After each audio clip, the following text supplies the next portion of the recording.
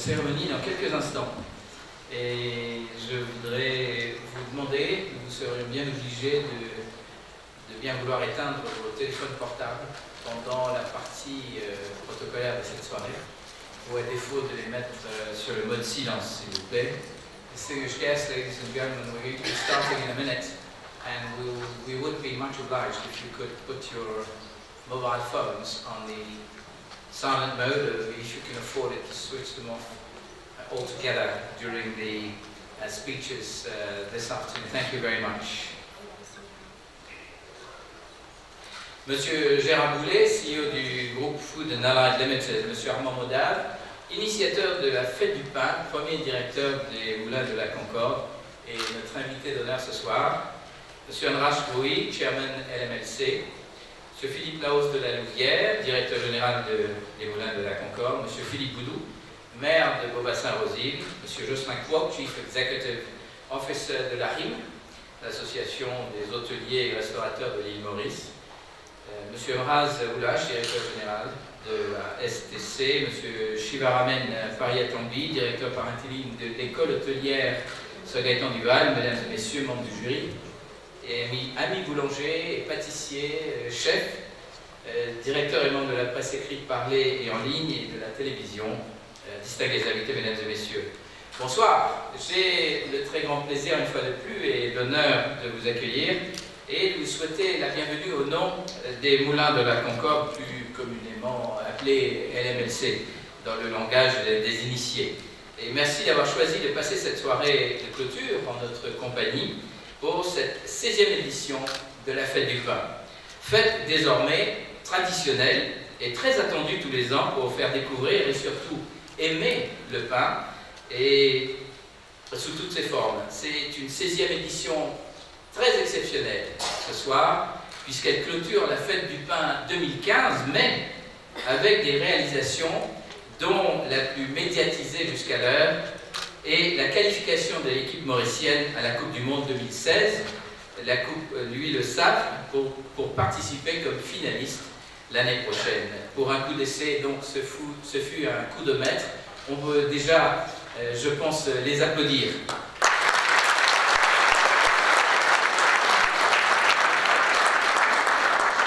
Mais le mérite revient aux Moulins de la Concorde qui, depuis 2 ans, ne se sont épargnés aucune peine et aucun investissement d'ailleurs pour offrir les conditions optimum à nos finalistes. Nous devons aussi reconnaître les différents sponsors et groupes hôteliers, directeurs d'hôtels, qui ont spontanément accepté de permettre à leurs équipes de participer à ce prestigieux concours. Une Coupe du Monde, cela se mérite, mais cela se fête. Ce que nous nous engageons de faire précisément ce soir, et gardons le secret espoir que 2016 sera l'année de la Coupe du Monde de la boulange pour l'île Maurice, puisque notre équipe de foot n'arrive pas à faire mieux. Saviez-vous que l'île Maurice peut s'enorgueillir d'avoir commencé la Fête du Pain bien avant la France, où elle était inaugurée sous le gouvernement Raffarin, je l'avais rappelé aussi l'année dernière, mais je n'en dirai pas plus puisque notre invité d'honneur ce soir et tout à l'heure se fera un plaisir d'évoquer la première édition de la Fête du Pain avec quelques anecdotes qui ne manqueront pas de vous émouvoir.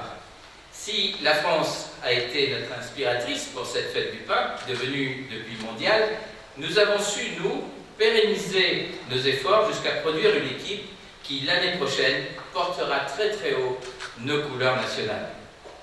Cette année encore, les Moulins de la Concorde a mobilisé encore plus de moyens pour épauler les différents types de professionnels de la boulange et de la pâtisserie.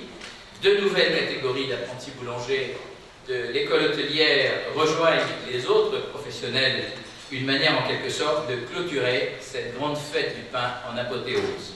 Enfin, il convient de dire aux Mauriciens que d'autres premières méritent d'être mises en lumière ce soir, que l'île Rodrigue, à travers son Assemblée nationale, a inscrit la fête du pain dans son calendrier annuel et un premier jalon a été posé à Mayotte, dont le meilleur boulanger sera bientôt accueilli par toute l'équipe des Moulins de la Concorde dans les quelques mois à venir. Mais pour nous en dire plus, permettez-moi maintenant de m'effacer pour accueillir M. Hans-Raj Rouy, président du conseil d'administration des Moulins de la Concorde, pour son discours de bienvenue. M. Rouy, s'il vous plaît.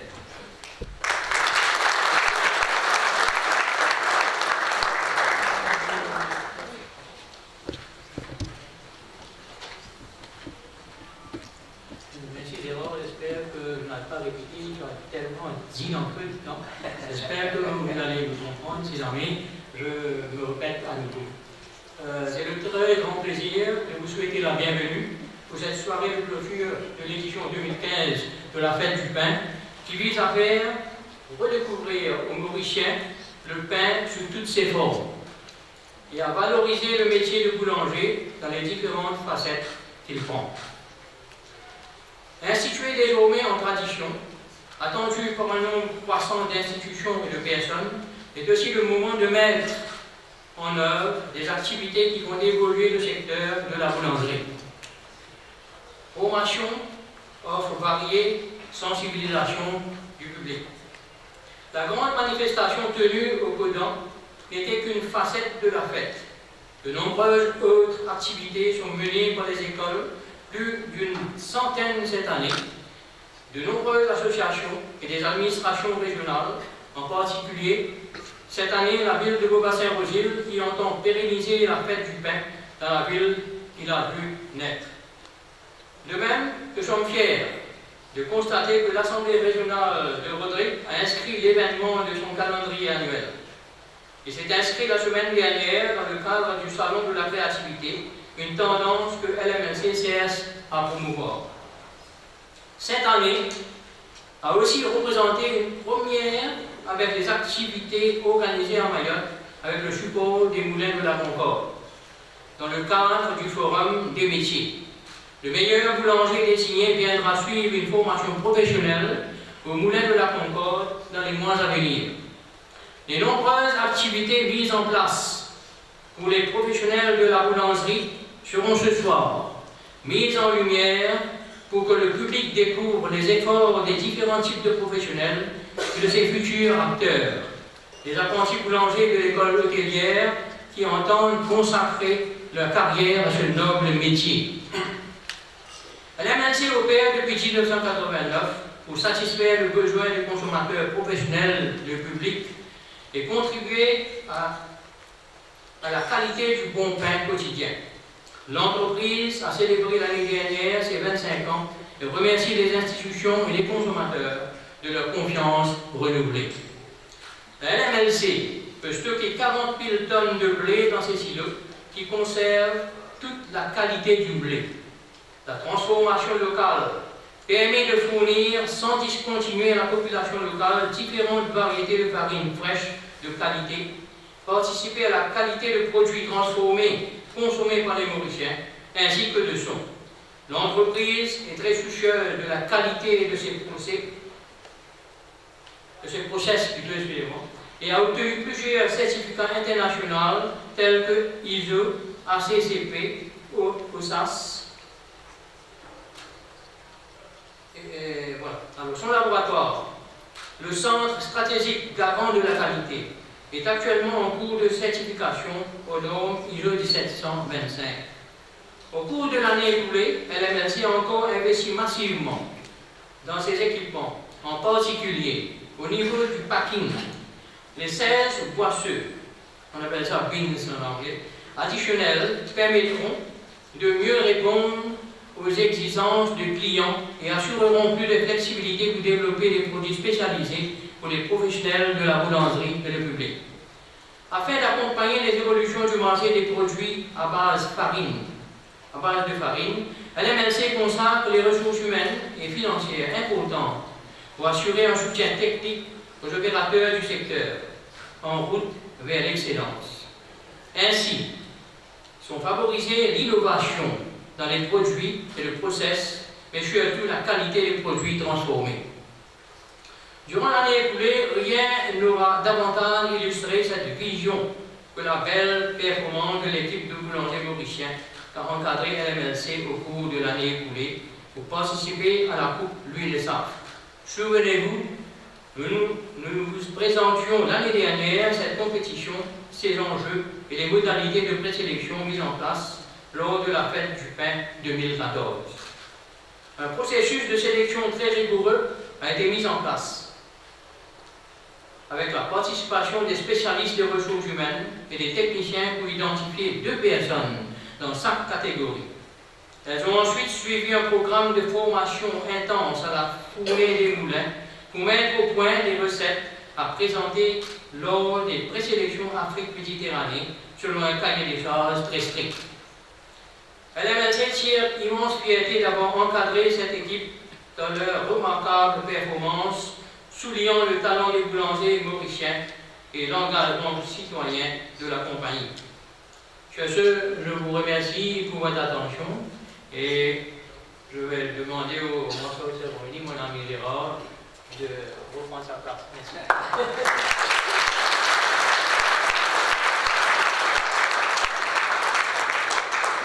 Merci.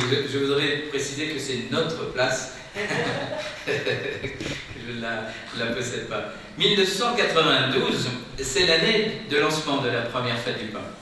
Certains s'en souviennent peut-être, j'espère.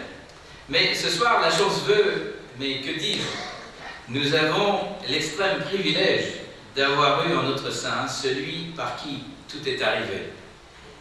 Cet érudit, penseur, épicurien de surcroît, fait partie des plus fins intellectuels de sa génération et a été et reste la source d'inspiration pour de nombreux Mauriciens en quête d'un œil averti, un œil indépendant et éthique sur les divers courants de notre société.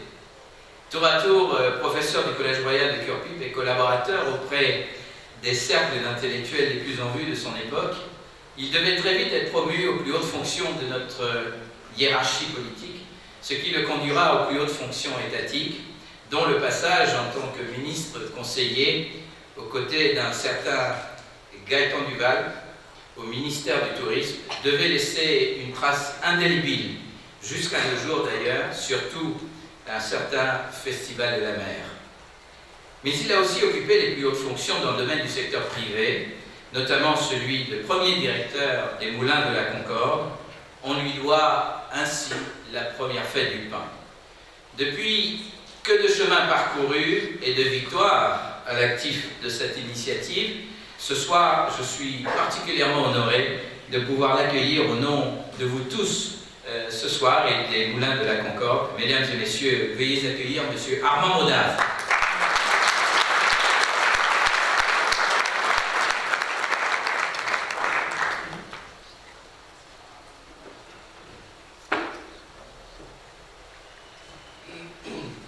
Ce n'est pas une introduction que tu as faite, Gérard, c'est beaucoup plus un éloge. C'est peut-être un renvoi de l'ascenseur d'un ancien élève du Collège Royal à son ancien professeur. C'est vrai. Parce que à cette époque,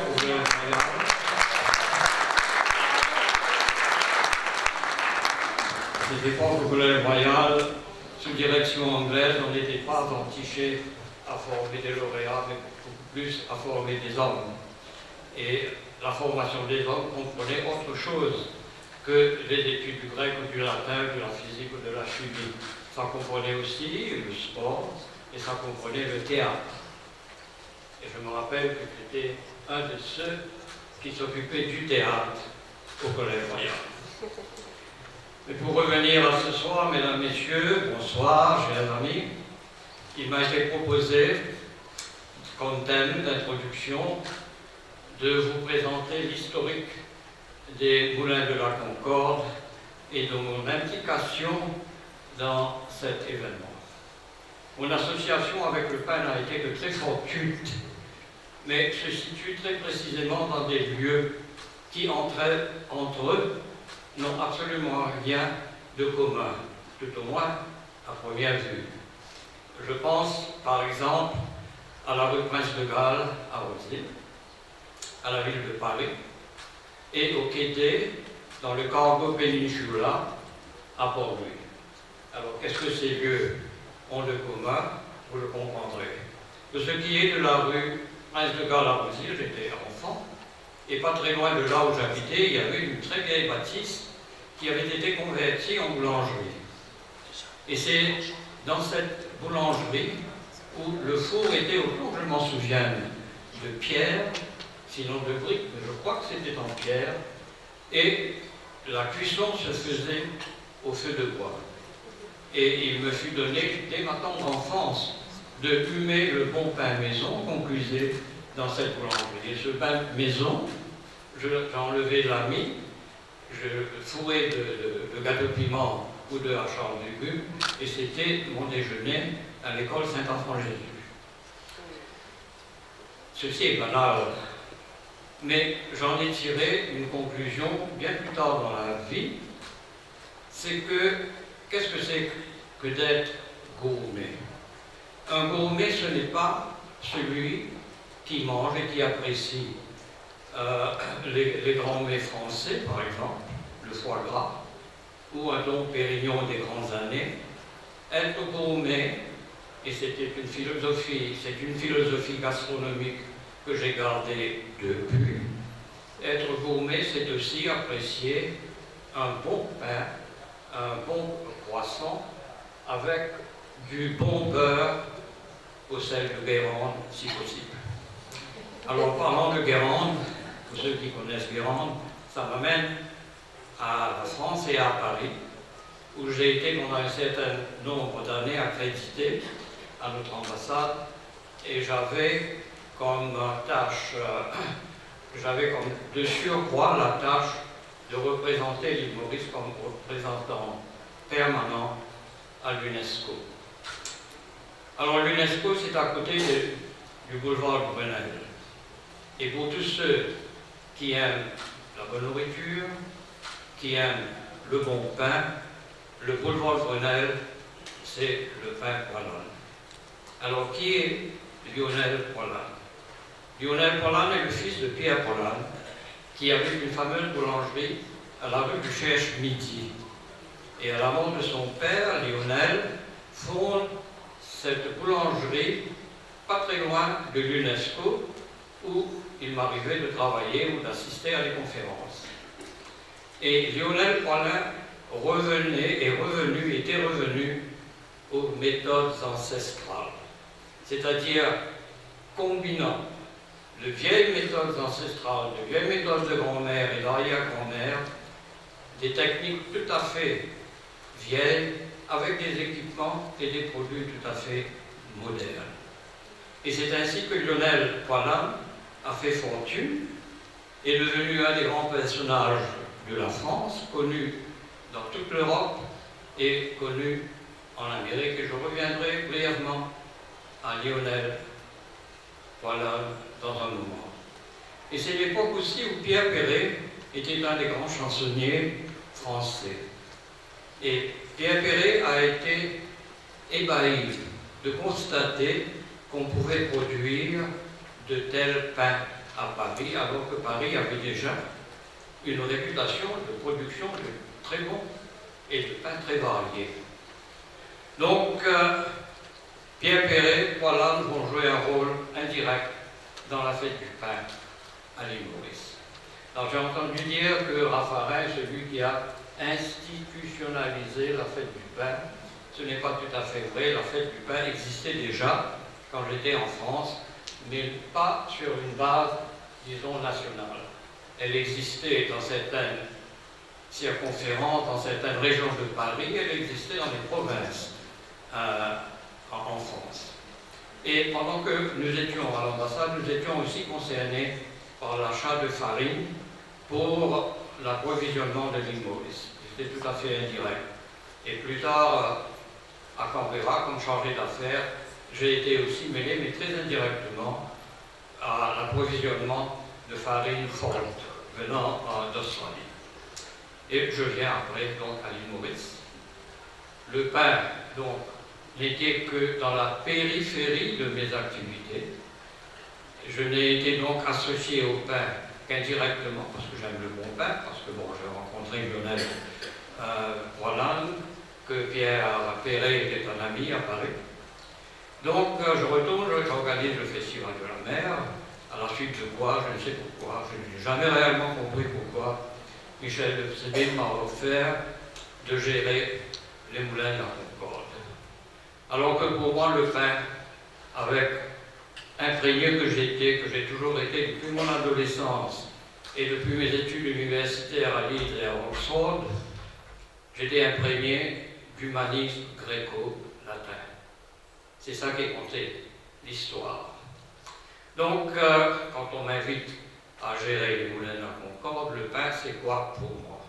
Le pain, pour moi, c'est Omar Khayyam, qui fête le pain et qui fête sa bien-aimée et le vin dans un de ses fameux poèmes du Rubaiyat. Le pain, c'est quoi pour moi? Le pain, c'est Paname Pierre 15-16, au Colosseum de Rome. Le pain, c'est aussi pour moi une fresque célèbre de Pompéi que j'ai photographiée, et je crois que ça existe toujours, un grand tableau au Moulin de la Concorde qui montre le boulanger de Pompéi, et cette boulangerie a été épargnée par la lave du Vésuve. Et le pain, c'est aussi la scène avant Golgotha. Alors, le blé, c'était quoi pour moi quand je suis venu? Ou avant de venir au Moulin de la Concorde, c'était pas du tout M. Soufflet et les 100 000 ou 120 000 tonnes de blé qu'il nous vendait, qu'il allait nous vendre. Important. Mais ce n'était pas ma préoccupation première. Ma préoccupation première pour le blé, quand je pensais au blé à cette époque, c'était Howard Carter, qui découvre la fameuse tombe que vous connaissez, de Toutankhamon, tout cet or dans cette tombe. Et ce qui l'émeut le plus, qui l'a ému le plus, ça a été deux choses. Un bouquet que la veuve de Toutankhamon, mort à 19 ans, sa femme était soit sa sœur ou sa femme, parce que le pharaon épousait, comme vous le savez, sa sœur bien souvent, avait déposé sur le sarcophage, et une gerbe de blé. Et quand il a ouvert donc cette tombe, l'afflux d'air chaud venant du désert a fait se désintégrer le bouquet. Mais les épis de blé étaient restés, après 4000 ans. 4000 ans, le bouquet était resté intact. Et le blé, mon guide égyptien m'a assuré qu'il avait été replanté et qu'il avait germé après 4000 ans. Le blé, c'est quoi aussi pour moi? Ce sont les tablettes sumériennes. Les fameuses inscriptions sur les tablettes sumériennes, où les Sumériens, en lettres, ils ne connaissaient pas l'alphabet, mais en signes, ils avaient inscrit sur les tablettes les quintaux de blé qu'ils avaient cueillis. Et le blé, naturellement, pour moi, c'est aussi la Beauce. Le blé, pour moi, c'est Charles Péguy. Et c'est dans cet esprit que je me suis engagé dans l'organisation de la fête du pain. J'avais organisé le festival de la mer, dont l'idée de festival de pain était dans ma tête. Et voilà comment tout a commencé. Nous avons invité Pierre Perret. Il est venu avec son épouse et il a été le premier parrain de la fête du pain à Rosé, au Plaza, en somme pas très loin de la rue Prince de Galles. C'était un peu pour moi un retour aux sources. Nous avons organisé beaucoup de choses au Moulin de la Concorde. Mais mon but le plus important, c'était de situer des activités qui peuvent être quotidiennes, répétitives, dans une perspective historique, dans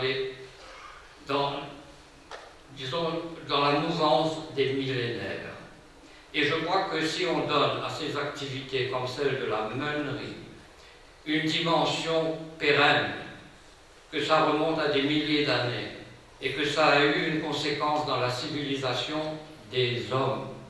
Parce que c'est quoi le blé? Le blé, c'est la maîtrise de l'agriculture. Et l'homme n'est plus un nomade. La cueillette, il peut s'en passer. La cueillette était aléatoire, on était nourri, il y avait à manger ou il n'y en avait pas. Mais le fait de pouvoir maîtriser la culture du blé et la culture des grains voulait dire qu'on se sédentarisait. Et se sédentarisant, on créait la ville. Le village avant puis la ville en latin, civis, C-I-V-I-S, qui vous donne quoi? Qui vous donne civilisation. Et voilà pourquoi j'ai toujours essayé, Titik est là, il le sait, Laval Sophie est là, je l'ai toujours essayé de les mettre dans cette espèce de perspective historique. Et cela nous a mené à quoi? Cela nous a mené à la production de matières premières de très grande qualité, de très grande variété de pain.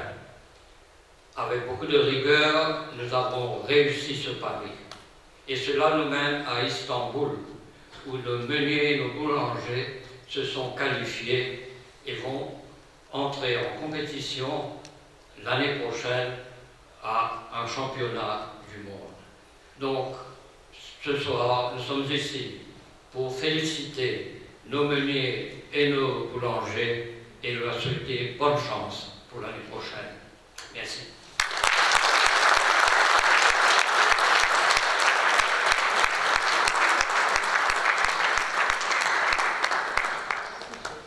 Ouf, vous ne saviez pas que ça allait si loin, hein? Merci Armand pour cette perspective, cette leçon d'histoire en fait. Et merci de nous avoir amenés si loin. Mais aussi, je pense qu'aujourd'hui, les gens qui vont aller à la Coupe du SAF l'année prochaine vont mesurer la dimension de leur acte et que nous espérons bien entendu qu'ils vont rentrer avec la Coupe du Monde. Merci encore. Mesdames et messieurs, distingués invités, je vous le disais dans mon introduction que nous sommes particulièrement fiers de pouvoir reconnaître le travail gigantesque accompli par nos représentants aux éliminatoires de la Coupe du SAF. C'était précisément le 14 avril 2015 en Turquie, à Istanbul. L'équipe de l'île Maurice emmenée par M. Laval Sophie qui est là. Laval, j'aimerais que vous mettiez debout, qu'on vous reconnaisse. S'il vous plaît, Laval. Allez, boss. Allez, boss.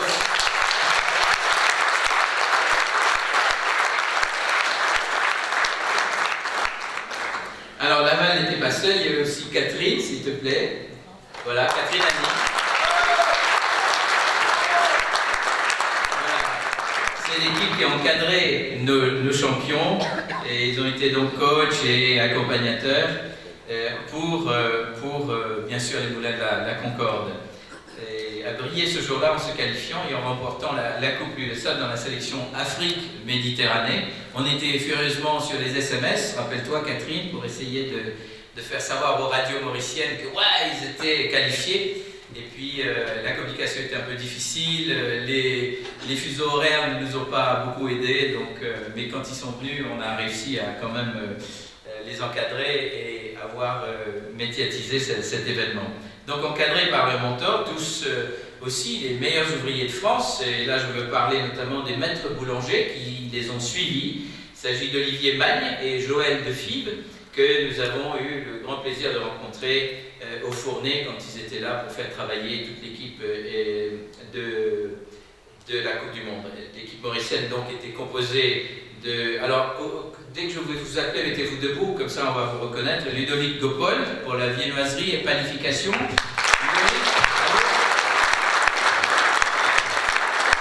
Manimam Saint-Anne pour la pièce artistique. Sabir Oukoumani, baguette et pain du monde. Et le petit dernier, Florian Raymond, qui était le jeune espoir.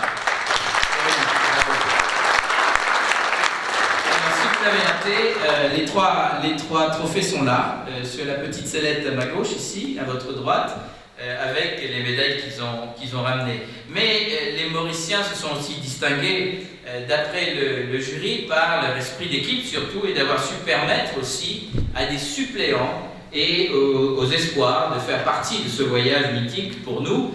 Et il y avait donc dans l'équipe également Jean-Alain Mars, Vishram Biva et Alain Carcasse.